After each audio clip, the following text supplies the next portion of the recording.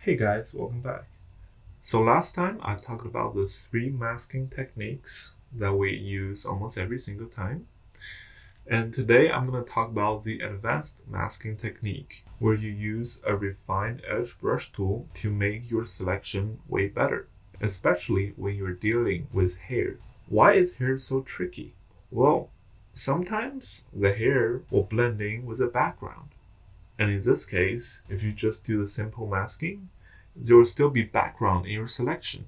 So that's why we use refined edge brush tool to make it better. Now let's get into it.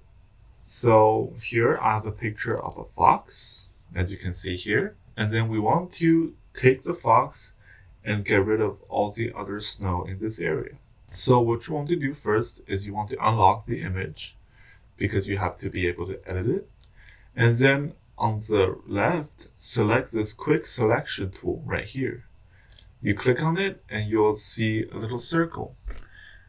And then if you just drag the circle around your object, the computer will automatically select the object for you, like this. If you want to zoom in, hold down Alt and then roll your mouse. And here you go.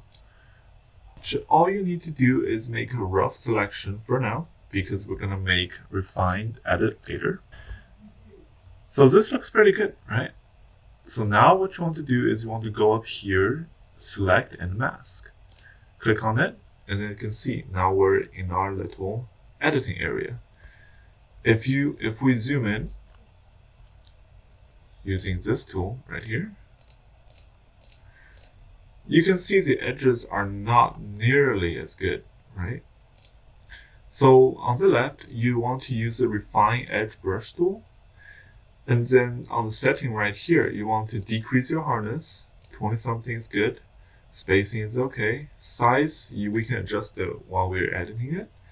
And then you just want to gently brush on the little white areas.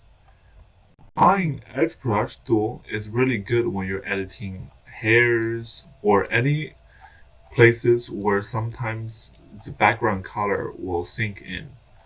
That means that if you're using a green screen, your hair may blend in with the green screen, and you want to use the Refine Edge Brush tool to edit it out. So as you can see here, I'm just painting along the edges to where it was needed. So here, let's add in some tails, because the computer will never do a good enough job, so it is always up to you to edit it to make it look better. Alright, as you can see, you want to use the Refine Edge Brush tool and just paint along the sides, like this. And also, you don't want to go multiple times in one area, because that case, it'll just be multiple Refine Edge Brush tool adjustments on that specific area, which will make it look really bad. So normally you just go 1 or 2 turns, but that's it, nothing else. Now let's editing the head. The head is a little bit easier because it don't have as much fur. Alright, there you go. I'm gonna paint some of this, some of this out. That's this. That's good. Go back to Refine Edge Brush tool and just gently paint along the sides, right? Like this. This is pretty good. There you go. Now the legs.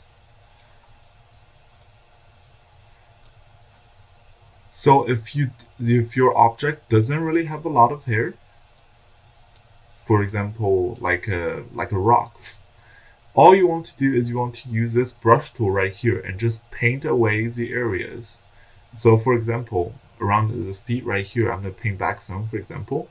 And what you want to do is you want to use this tool, and then as you can see, there's a little plus sign in our circle. We want it to be minus to get rid of it. So you want to go up here, click the minus sign, and just paint away the area you don't want, right? Like this. So selecting object isn't that hard. It is just the refined adjustments later on that will be hard. It will take time, but it'll be worth it. So let's zoom out a little bit. Let's paint this side. It's pretty bad right here. Just paint along the edges.